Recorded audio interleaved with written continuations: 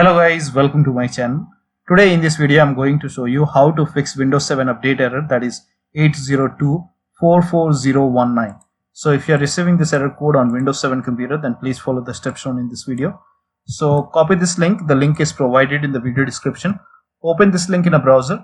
It will take you to Microsoft Update Catalog, and then over here you can see Windows 7 Service Pack 1 for x64 based system. Click on download.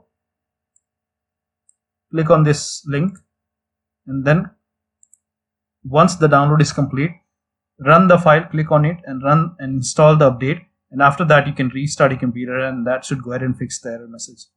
Now still you are facing the problem, then you can go ahead and download this package, that is Windows 7 Service Pack 1. Click on download and then click on this hyperlink, and then once the download is complete, run the exe file, run this file, install it on your computer, and then restart your computer. So one of the steps should definitely help you to fix this error code. So that will be all. Thank you so much for your time, and please like this video and subscribe to my channel.